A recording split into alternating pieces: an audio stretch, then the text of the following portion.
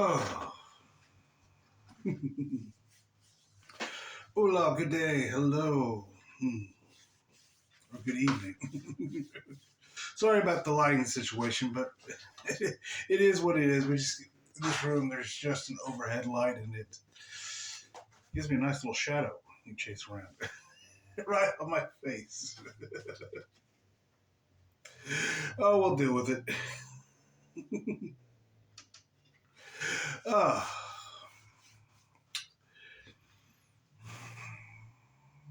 I was going to talk about the mind, or I wanted to talk. What comes up to me when I'm feeling into it, I just want to talk about Eros and Psyche. I love the story of Eros and Psyche. It is personally my favorite story because I think it is the true story, that desire. Because Eros, better known as his Roman name is Cupid, desire. It was desire that was birthed out of the god of darkness and the god of light, out of the chaos. It is the first god in the pantheon of the ancient Greeks. It was desire. It is the desire of consciousness, the desire of awareness, of that light, of that expansionness, and through that creation of through that expansionness and its creation of gravity, of experiences, that it gave birth to Eros, desire. You know, Eros is usually shown as a humanoid. It can be anywhere from an infant child to a young boy to a young man. But it's always a humanoid that's winged. It's where you get the symbolism of an angel from. The angels, that symbolism of a winged person comes from Cupid or Eros. It's the first kind of use of that, and most of the first use of it. But is the really the imagery that was taken from. You could say that first, because Eros has two births. The two births of Eros, the two births of the desire of consciousness. One is the ethereal birth, the birth of the angel, of the non-physical. Then there's the second birth. The second birth of Eros. The first birth is from dark and night. From chaos came Eros. Desire, love. You could say it is the desire for love, the desire for the soul, Psyche. But the second birth of Eros came from Ares, the god of war, and Aphrodite, the goddess of beauty. Kitty cats, what are you doing down there? This is Abigail. Hello. We got to get a cat side in every video, or the video just isn't complete. We got two other cats in here as well. They're all going to be jumping around and doing crazy things. But the second birth of Eros was from Aphrodite and Ares, the god of war and the god of beauty. There's great, beautiful symbols. You could say that's the two sides of the mind. Because you have the logical side of the mind and you have the artistic side of the mind. The two halves, how they work together. You know, people will like to say, "Oh, I'm right-brained" or "I'm left-brained," but it's nonsense because at the end of the day, you're both. If you only had a left side of the brain or you only had the right side of the brain, you'd probably be seen as someone who had mental problems or would not work well in this society. So really, you're both. There's no war between the two. You need them both. You need that masculine, that Aries logical, and you need that feminine, artistic Aphrodite, that beauty. Oh, you can say that is the symbolism in that. or one of the symbolisms you can use. That's kind of the beauty of these old stories, these parables, these myths. They can have multiple meanings, mattering on where you are on your level of consciousness. It's always an expansion, always a change, just from a viewpoint.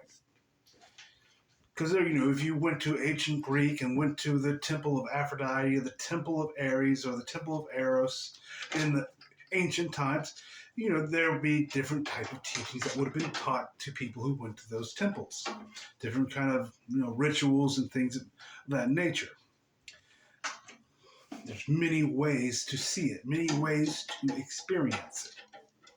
It just comes down to the way you perceive it. And once you perceive something in a way, it becomes true. At least for you. Doesn't mean it has to be true for everybody else. That's the hard part, because people like to take their truths, they like to force them and push them upon other people, which is a waste of time. You can always write a book or whatever you want to do and make YouTube videos, and if anybody likes it and wants to do it or wants to join in or wants to explore it, that's fine. But there's no need to force it upon anybody. I'm being distracted there. The cats are all jumping and playing on top of each other right at my feet. There's a bunch of empty boxes in the corner, or half full boxes full of junk. They're just, and a cat just loves a box. Kind of like a human loves their reality. They love that box, that limitation, because it's so interesting at times. All right, they'll get back to the mind. But I would say Ares and Aphrodite are a great symbolism for the mind. You could say, I love the story of Eros because he is the birth, that desire, that reason why you created things in the first place. That desire for love, to know love. Because love was discovered on this planet. Absolutely. First soul being to ever experience love was a human being. Oh, truly. Because you could say a consciousness, or your I exist, realized there was the potential of love, but it didn't know what it was. It doesn't have, consciousness doesn't have linear experiences. That's what the human's for. The human is the experiencer. That's why it was created. So consciousness could have a linear experience. Because consciousness is, I am that I am. It is just being. It is multidimensionless in its effortlessness. It doesn't need anything. It is just there, without time, without space, in its timeless radiance. Just being magnificently, I am.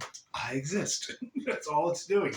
It's just doing that. In that state of bliss and being. That part of you. That I am that I am. But it could feel there's potentials for experiences. And one of those experiences that it felt into itself, into its vast, endless infinity of potentials, it saw the potential of love. It felt into it. It didn't know what it was, but it felt into it. It felt love. And it didn't have to try or think or have to figure anything out or, well, how am I going to figure out what love is? No, it just dived into it. It felt it. This is beautiful. And creation comes to being. That's creation is effortless. It's the beauty of creation. That's the beauty of consciousness. Consciousness creates effortlessly. It's present. Its sovereignty of the I exist is just present.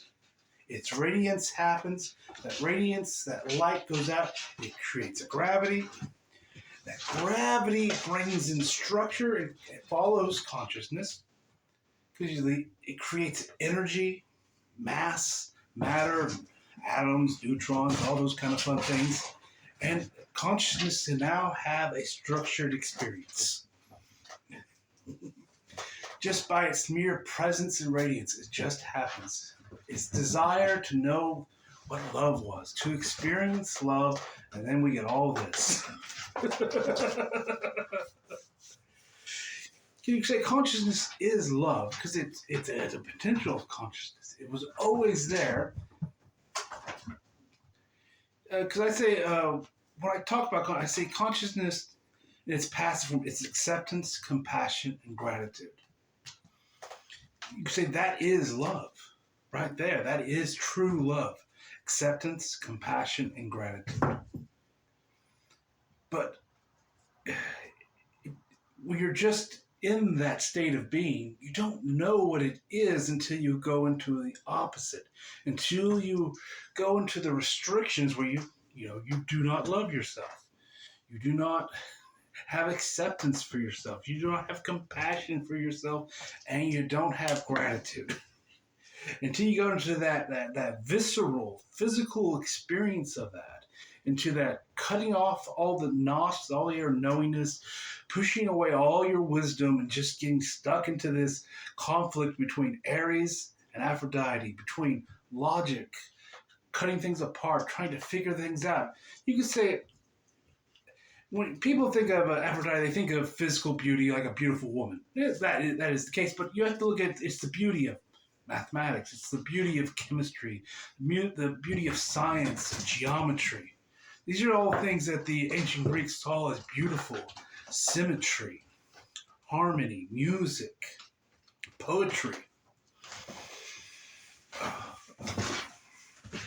All these things that are beautiful. That's a lot of things the mind are used for. You need the mind. If I want to write a song and have it be in a linear structure, movement, it helps to have a mind. Do that so I can do verse, chorus, verse, solo, bridge, all those kind of different things. I can play around with different notes, different beats. And then feel into the symmetry. There's a beauty in it. If I had my guitar here, I'd play something. But I don't. I'm not going to go get it. But you also have the Aries, that conflict. Aries is the god of war, the god of battle, or duality, the god of separation. He usually shown with a sword in battle, but the sword is used to cut things in half, to dissect things, to tear things apart, to always be at war. Nothing could bring Aries to his knees other than Athena, the goddess of wisdom. Athena, it is wisdom that brings calmness to the mind, that has it end its conflict, its war, its battle. But also, you can have Aphrodite. The problem with Aphrodite is it's usually seen as physical beauty. This is why Aphrodite was jealous of Psyche. She wanted she sent Eros to do bad things to Psyche. Because she heard of Psyche's beauty. And she was jealous of this. Because what could be more beautiful than mathematics? What could be more beautiful than science, than geometry, than all the mental things? What could be more beautiful than that? Well, the soul. The soul which cannot be understood by the mind the same as the eye exists. It's not something you can put into a square or a box and hold in a mental understanding. It is beyond that. It is multidimensional, just as consciousness is. The way I look at the soul some days, I'm not going to. I don't want to define it too much, because that's where you would get into mental problems when you start putting too much definitions on things. I try to be a bit open here and try to be a little. My videos are a bit airy-fairy. I try not to stay too much into structure, but a little structure helps, because you're both right and left brain. You got to work with both. I understand that. But you say soul, as I see it sometimes, it is the bridge. It is what bridges the gap between the human being, the experiencer, and the consciousness, the I exist, the creator. You can say it's what bridges the gap between the dreamer and the dream. Because the human, as I talked about before in my last video, I said this is artificial. This is all structure. It's cause, it's energy. Energy is a creation of consciousness, but it is not consciousness itself. But yet, consciousness can infuse itself into energy and breathe life into it. Oh, yeah. I think that's a deep breath.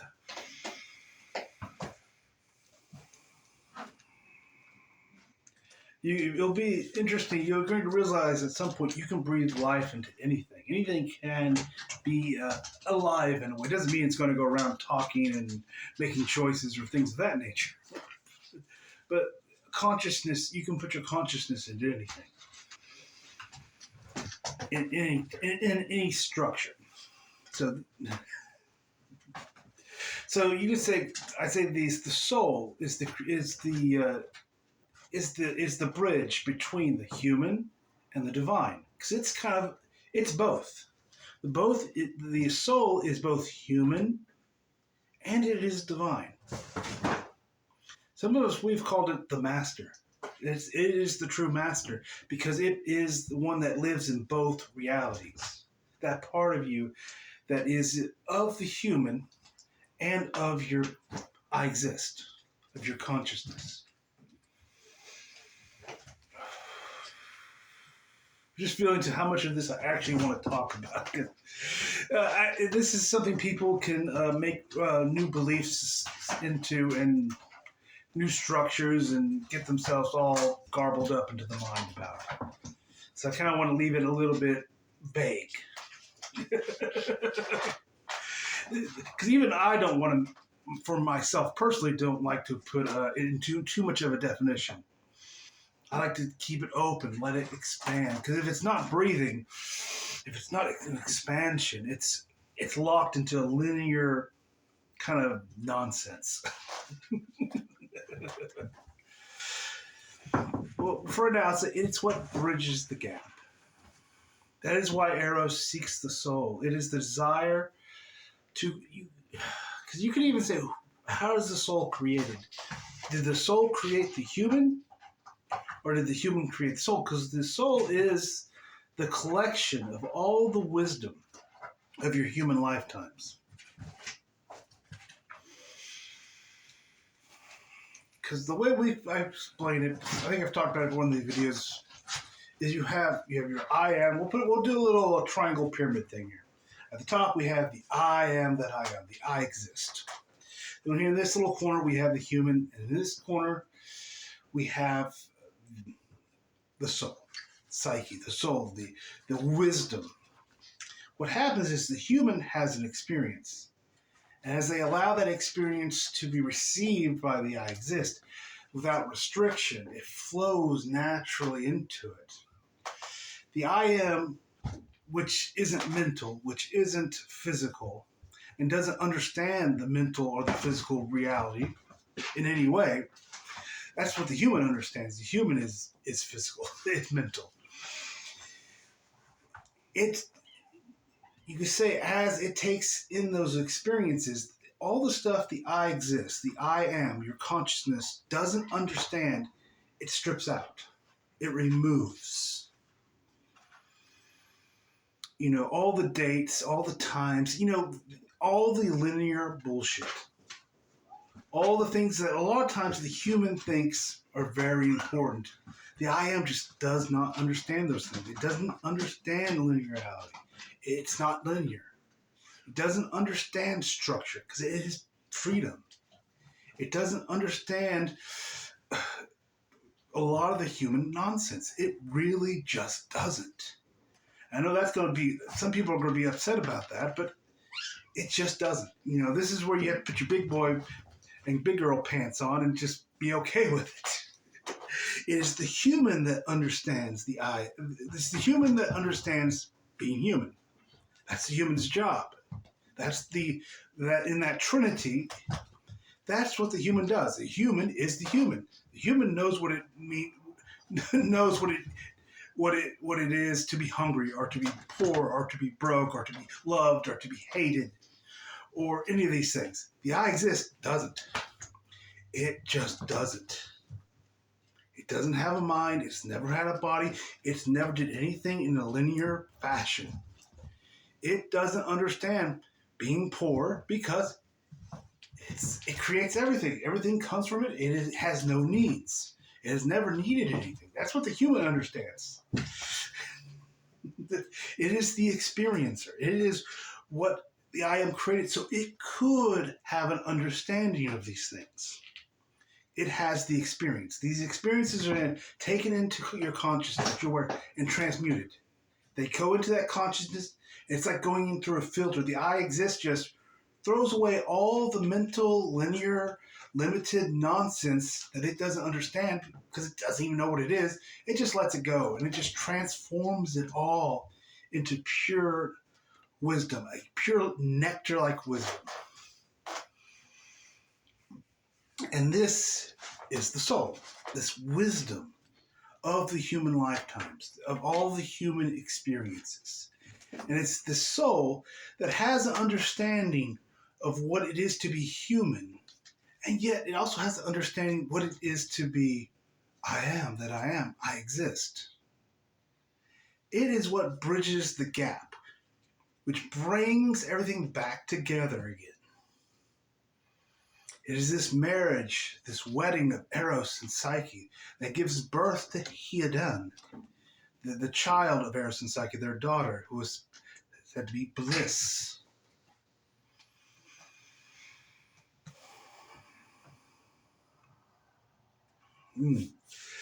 Oh, I don't know, I find it beautiful. Oh, I wanted to talk about love. Because we can't talk about the god of love, Eros, without really going, love. It was discovered on this planet. Like I said before, the I am doesn't understand linear. It doesn't understand lack. It doesn't understand any of these things. It knows thyself in all. It knows all its potentials, but it didn't have the wisdom. That is the gift that the human being, this part of itself that went into physical form, that took on the human body, took on the human mind, that Ares and that Aphrodite, that beauty and that war and that battle and all that conflict, into knowledge, into understanding, and trying to figure everything out, and battling with it and conflicting with it, that brought the nectar of the wisdom. You know, that is the gift that you, the human, gave to the rest of yourself. You went in and said, this part of the soul, of this part of the consciousness, said, I want to know. It is the part that had the desire to know what love is, to know what it is to love thyself. It wanted to. It just felt into the potential of it, and saw it was beautiful, but it didn't understand it. But it knew it was beautiful, and it knew it was achievable. It knew if it just went for it, it would be there, because it created it. And therefore the experience happened. That is why I say, enlightenment is falling in love with yourself. It's allowing that love of yourself that conscious already knew was there, but didn't understand, didn't have the wisdom of, didn't have the contrast to understand, to have a full experience of it. The human went and had that contrast, went and had that separation, that went into all the lack and all the limitations so he could find love. and many other things as well. It's not the only thing we discovered here. But that's the one I want to talk about today. Love. Hmm. Hmm. I think I've talked about it before, I can't remember. But I said, you came here, we first found love in others. In your wife, your husband, your children, in your family, friends, neighbors, in your pets. But at some point, all that seeking of love has to come back inwards. You have all that experience that is perceived to be outside of you, which isn't. It's all happening within. But then you take that perception of all that outside experience of love and you bring that back into yourself.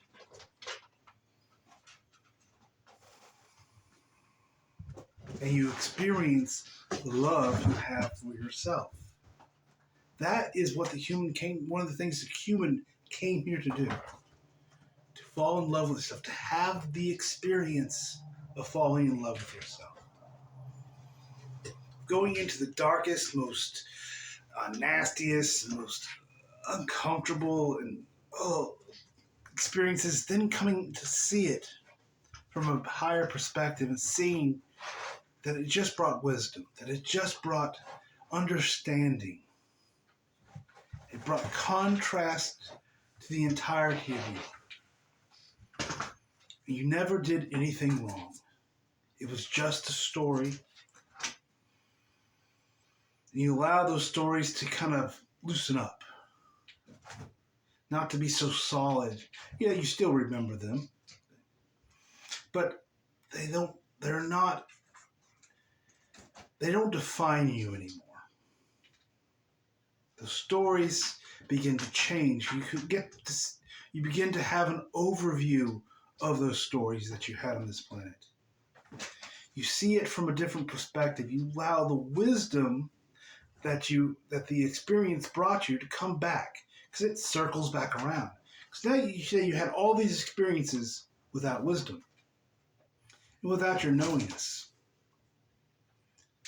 So then it just have the expansion. We have to have change. We have to always be in change and growth. So once we had enough experiences in that way, that circle and that trinity, human has experiences, it goes into consciousness, becomes wisdom, and it kind of stops there. Then the human has more experiences, blah, blah, blah, blah, blah, blah. And that wisdom has just been building up and up. But the human isn't unaware of it. They're unaware of their I exist, of their knowingness, and they're unaware of their wisdom, of their soul. But what the human does, it recognizes the soul. It's like Cupid who came upon Psyche in the woods and was taken so much by her beauty that he tripped and fell and scratched himself on his own arrow. The arrow that made you fall in love. That golden arrow. I love the arrow symbol. It's a pyramid, or it's a trinity symbol as well. Just right there. It also it's the direction. It is if Eros is desire, it is what desire is pointing to. It is the bringing of the three back together again. It is always in movement. But, usually Eros is shooting his arrow out in front of him. But this time the arrow goes within. It cuts himself. Instead of his love going out for his mother Aphrodite and just doing what she tells him to do, instead he goes within and takes that love within. You could say where he saw the soul was within himself. But it is the beauty of the soul. It is much more beautiful than anything tangible or physical. I get lost in the beauty of the story. I just feeling into the energies of it. It's just so beautiful. And I forget where I was talking about. Happens to the best of us. Cats. Well, I got some tires in the corner that I have to get put on my car, and the cats have just Wow, they're like we climb in it, around it. Wow.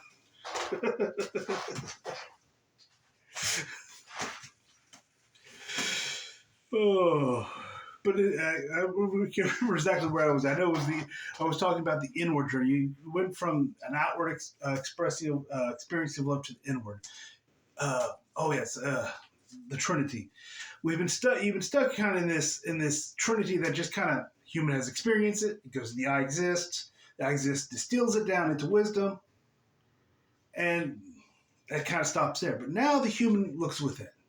It's cut itself on its own arrow, and it's looking within. It's taking its love within itself. It's finding the soul within itself. It's finding the wisdom within itself. As it falls in love with the soul, that wisdom starts to come out into changing the experience of the human, expanding the experience, creating a new experience, which then goes back into the I exist, to be brought into distill, to be brought into to be distilled and brought back into more wisdom. And this just this expansion. And as the human becomes into more wisdom, it becomes more aware of itself, becomes aware of the I exist. And that is brought into experience. And now you have this knowingness, the I exist, and the wisdom being brought into the experience. You can say that's what the human does. You're bringing in your consciousness, your awareness. You're bringing in your soul that bridges that gap, because it's kind of like the communicator between the two.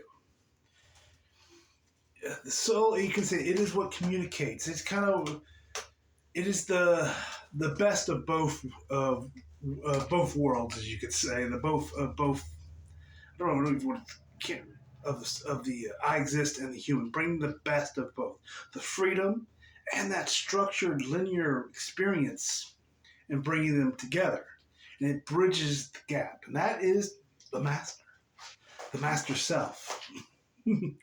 Someone who calls himself a master is someone who I am that I am. An embodied master means I've embodied my consciousness, my soul, into this reality for experience.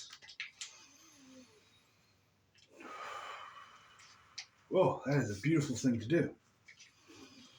That is embodiment. That's what you're embodying. Your consciousness, your awareness, and your soul. You're bringing that in together. You're bringing that soul which is naturally connected there. Because you can say the human fights the soul because the human has doubts and all those fun stuff, but the I exist doesn't doubt. It just knows. So it won't fight. It doesn't battle or have any conflict with anything. So it's always the human who's battling, conflicting. It's when the human calms down, stops running around in circles, chasing their own tail in a way, that they come back into enlightenment. And they can kind of, a communication begins once more between the soul and the human, which connects both together and brings in new experiences. Oh.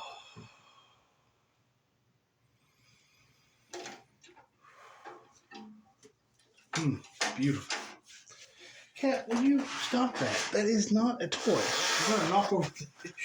He's wanting to play with the stand for the phone. Abigail, why don't you say hello to everybody? No.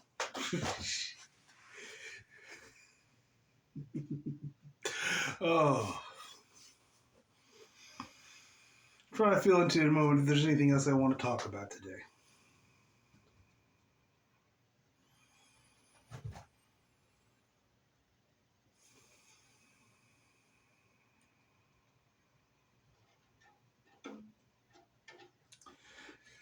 Oh, well, I guess I'll talk a bit about what comes to mind, or to my awareness. It wants to bring Aphrodite comes back up. Not Aphrodite, Athena. Too many A names. Athena, the goddess of wisdom.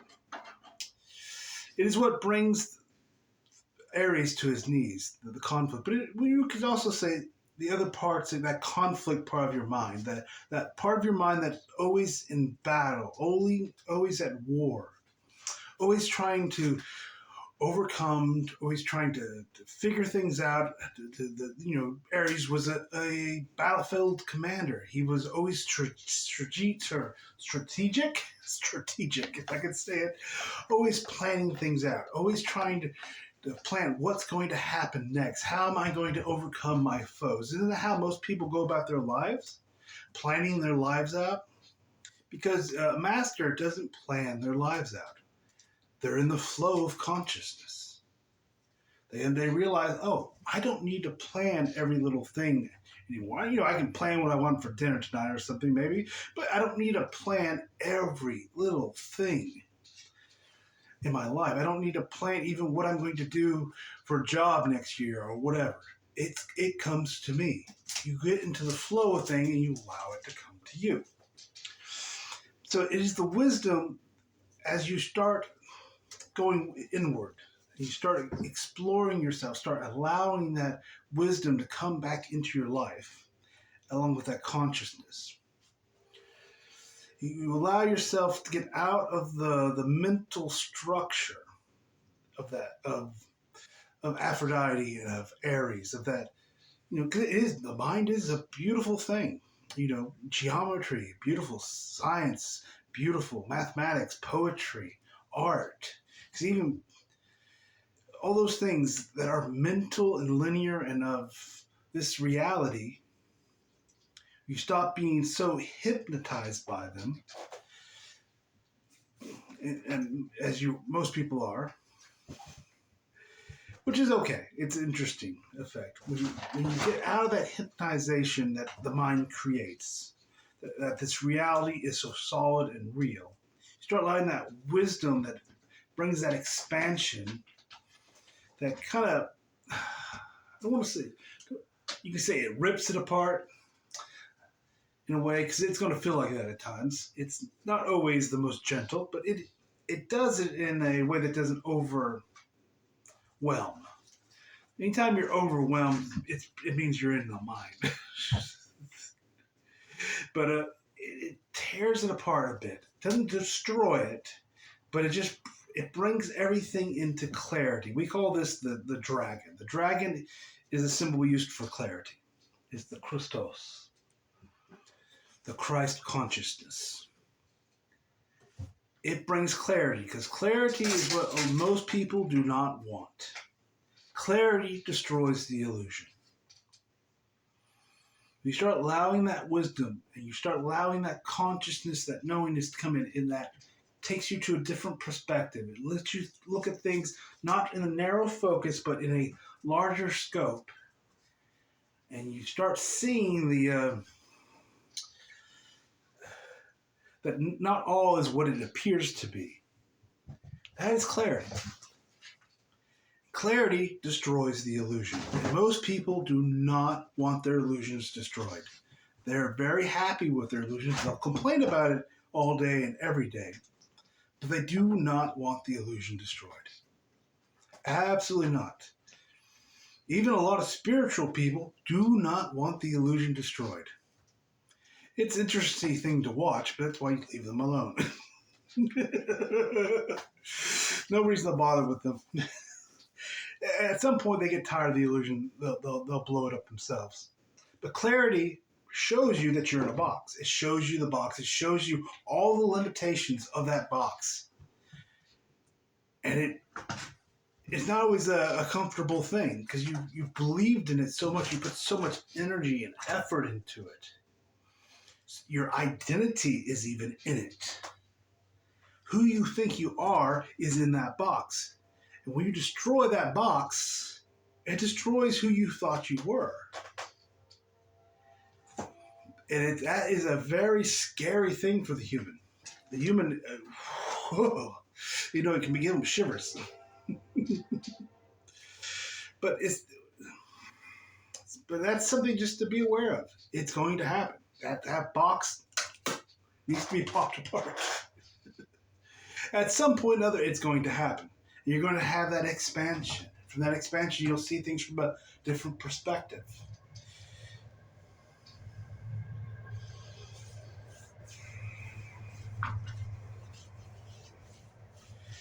Oh, but clarity is one of the dragon is what's going to visit you. The dragon, we call it the dragon because it's like a beast, bares its teeth. It's going to glowing eyes and smoke and fire coming from its nostril, and it comes right for you.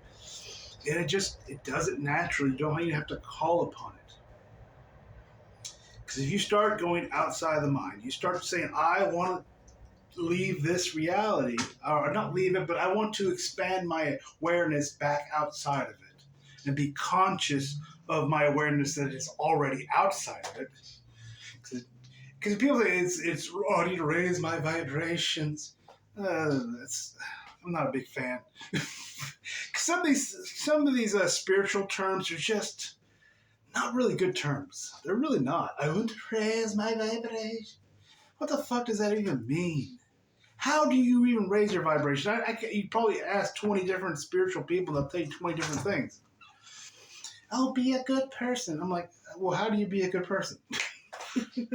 Or whatever it is.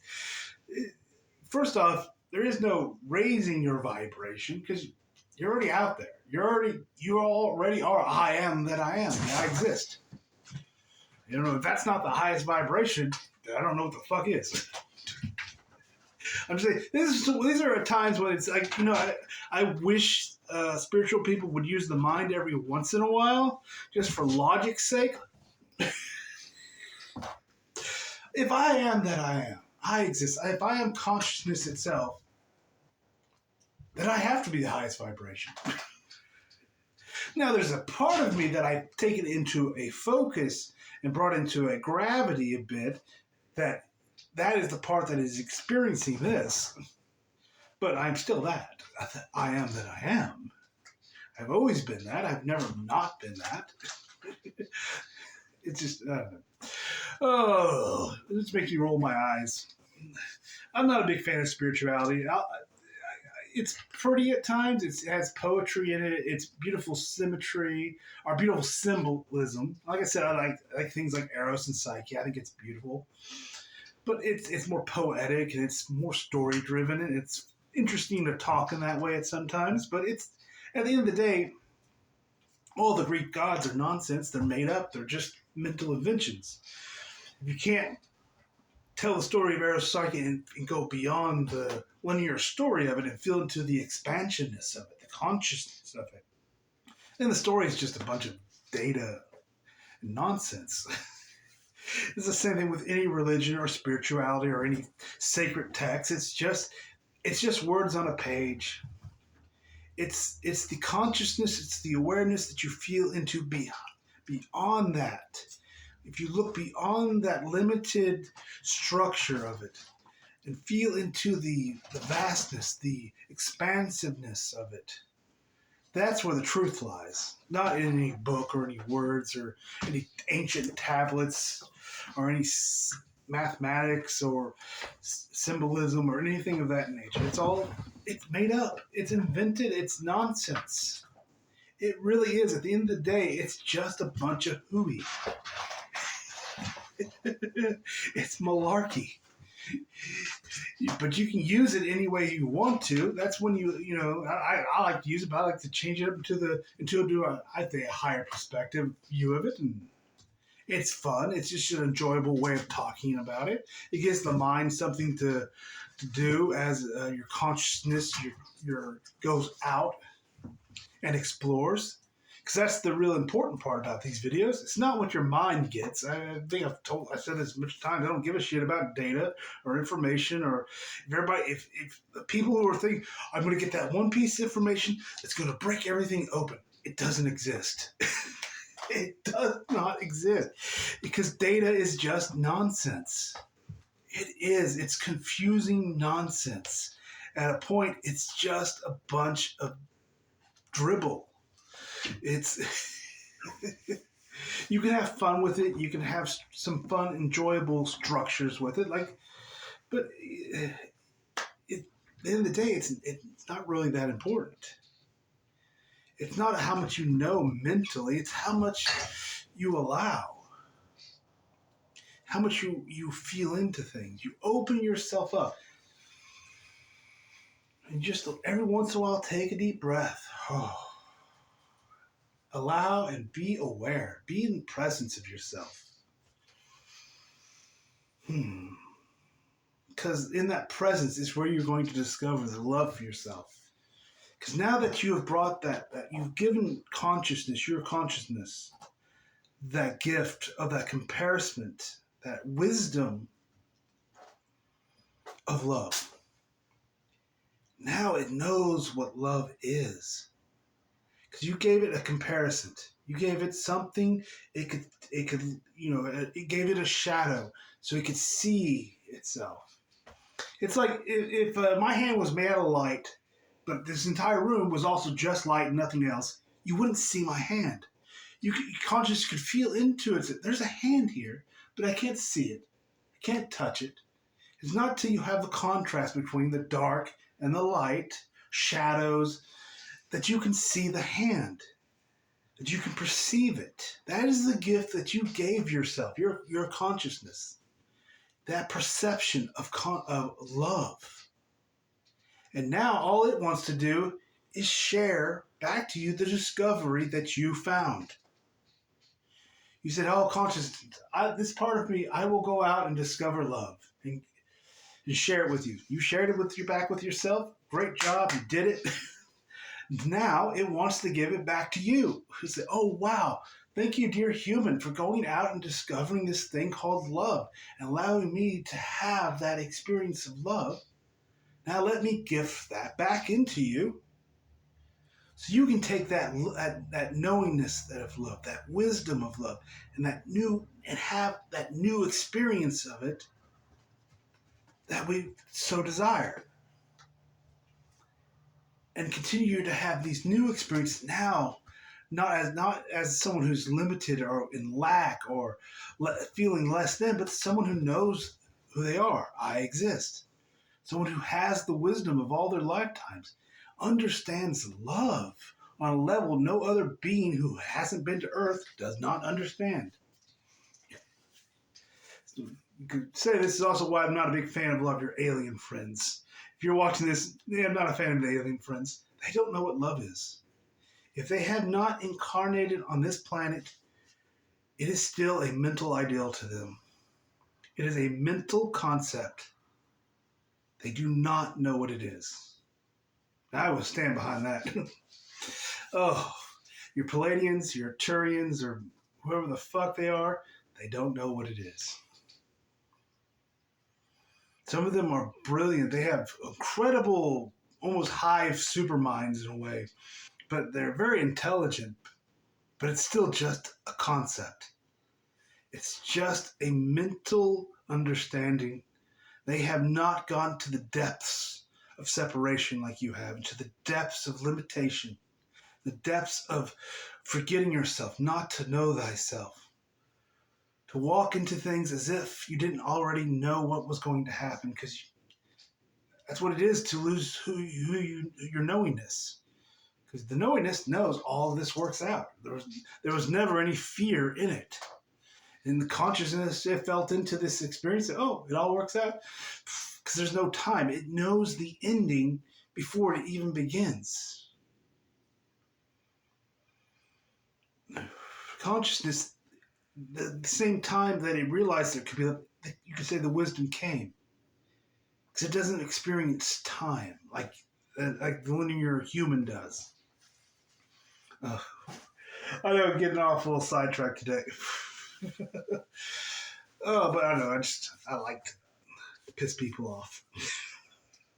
Well, to me, that's the part of what I talk about clarity. Clarity's a bitch. It will destroy your fucking beliefs.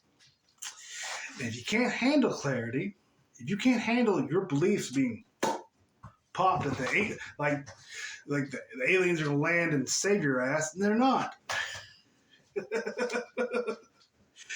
That's part of clarity, to come to the realization you're the one that has to do it. Do it or don't, it doesn't matter, because you will just have a different lifetime where you do it. No worries. There's no one going to choose you. I think I talked a video about this before, but I'm not a fan of the chosen one idea. These people I've seen, we're the chosen ones. I'm like, whatever. Who chose you?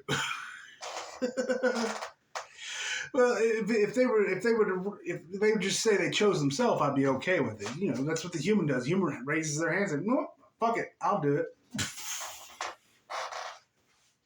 I've talked before. The soul, the I exist, has its acceptance, compassion, and gratitude. It does not force. It does not use power. It does not manipulate or control the human. It allows the human to do what the fuck it wants. It gives human that authority to, to dick around and fuck around and do stupid shit if it wants to. It's like, hi, human, just come back whenever you want to. When you want to stop just being human, just, go within and we'll be there. That's I am. It's timeless. It already knows everything works out. It's not in a hurry to get anything done. It's eternal. And in its eternalness, there is no time. So there is no yesterday. There is no tomorrow. It's all happening now. It's not in a rush. From its perspective, you can take 10 lifetimes, 1 billion lifetimes. That'd be a crazy amount, but it could if you wanted to. I wouldn't suggest that. That's a little too much. But the thing is, until the human says, hey, I'm ready, that's it. That's the human that does it. The human that says, I'm willing to do it. I'm willing to, I choose enlightenment above everything else. And that's a hard thing to get a human to do. Above everything else. Above job, above family, above countries, above anything else. Enlightenment has to be something you choose above anything and everything else. Because you have to have that willingness to have your reality destroyed, to have clarity, to allow all the things you thought that were to be blown apart and be okay with it. Because if you try to do that, blow everything apart with clarity, and you hold on in certain places, like, we'll just say here, oh, I can't let go of this relationship, I can't let go of this belief, you're just going, it won't happen. You'll just be kind of stuck in this in-between frustration. Until you allow those things to be popped and destroyed, you're kind of still in the illusion. You're just not allowing the illusion to break open like it needs to allow that expansion, that breath of consciousness to come in and breathe life, to bring in that flow of life into this reality. Oh, this video is getting pretty long, so I'm probably going to end it there. Note for self, next time I do a video in here, I need to make sure and turn the AC on in this room, because here at the end of this video, I'm like, oh, sweating bullets here. Y'all probably would never even notice if I didn't say anything, because my face is so dark. We have to end with something funny or stupid. Come on. I love a good dad. I don't know if that's a dad joke. That's not even a joke. It's just a distraction. It's just a distraction. Say, look here, why this is happening here. A distraction that gets you out of your mind is a gift you give yourself. I wish you all a wonderful day.